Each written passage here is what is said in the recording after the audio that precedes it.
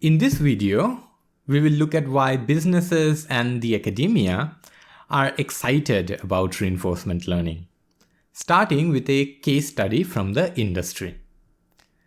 In 2016, Google reported that a deep reinforcement learning system has reduced the energy bill of their data centers by 40%. A simplified version of the problem features a data center with racks of servers and workers. Running the servers produces heat, and this makes the workers feel uncomfortable. Extreme temperatures are also bad for the servers. Therefore, an air conditioning system is used to heat or cool the room in order to maintain comfortable temperatures, for example, between 20 degrees to 25 degrees. Google wanted to minimize the energy bill for running such an air conditioning system. In this problem, the state may consist of information on indoor temperature, outdoor humidity, and so on. The action is setting the cooling and heating set points in a thermostat that controls whether the air conditioning system heats, cools, or does nothing. For example, if the indoor temperature is above the cooling set point, let's say it's 30 degrees, then the air conditioning system will cool the room. If the indoor temperature is between the cooling and the heating set points, let's say 15 degrees, then it will do nothing. If the temperature is below the heating set point, let's say 5 degrees, then the air conditioning system will heat the room. We assume that these actions are taken every 5 minutes. The goal is to learn to control the set points to minimize the monthly energy bill for maintaining comfortable temperatures inside the data center. So is reinforcement learning a good technique to solve this problem? Let's use the 3-question framework that we learned in the last lesson to analyze that. The first question is it hard to tell the correct actions beforehand? That is, hard to teach the actions. And I think it is hard. You need to be an expert in many things, such as thermodynamics, engineering of air conditioning systems. You need to know the room materials and their conductivity. A lot of things in order to teach the correct actions. In contrast, once the actions have already been performed, even a non-expert can score them. Here's how. Since minimizing energy use is desired, we can use the negative of the energy bill that's incurred in this 5 minutes as the stepwise reward. So this means that if your actions led to lower energy use, then you get higher rewards. Similarly, for the comfort aspect, we can give a big negative score if the temperature goes outside the comfortable range, which is 20 to 25 degrees. So you see, a score is quite easy to give. Therefore, we answer the first question with an yes.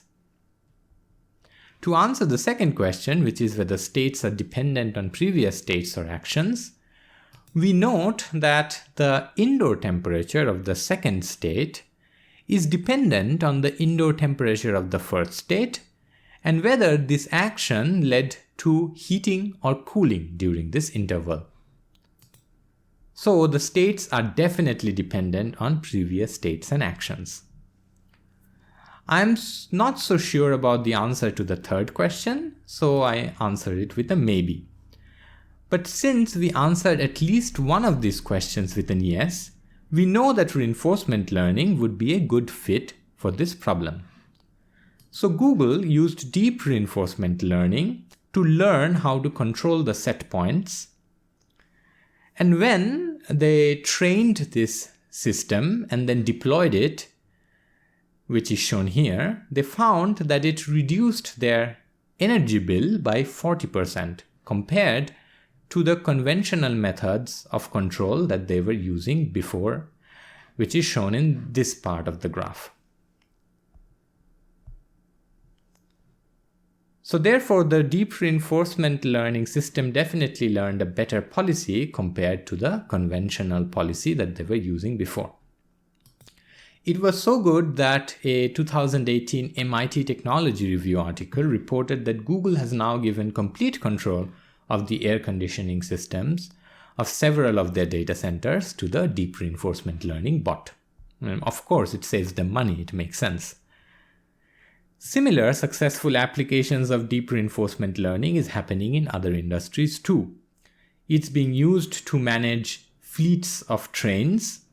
It's being used to trade in the financial markets. It's being used to make stronger and more realistic game bots. It's being used to program warehouse robots and also to make self-driving cars. I covered one of these use cases in detail in this video, and I linked 2 articles about the other use cases in the video description so that you can read more about them. These commercial use cases are not the only reason why people are excited about deep reinforcement learning. Deep reinforcement learning also has interesting intellectual ramifications. The reason is that deep learning and reinforcement learning seem to play complementary roles in intelligence. Deep learning excels at perception-related tasks, while reinforcement learning excels at long-term planning, strategy, and coordination, which are also crucial aspects of human intelligence. Deep reinforcement learning combines the benefits of both these disciplines into one package, that is, combines deep learning and reinforcement learning into one package, which can do all of this: perception, long-term planning, strategy, and coordination. Therefore, now we are able to program more aspects of intelligence into one system using deep reinforcement learning than we could ever before. Therefore, many academics see deep reinforcement learning as a significant step towards artificial general intelligence or strong AI. I hope that this short discussion convinces you that deep reinforcement learning has immediate business and intellectual value.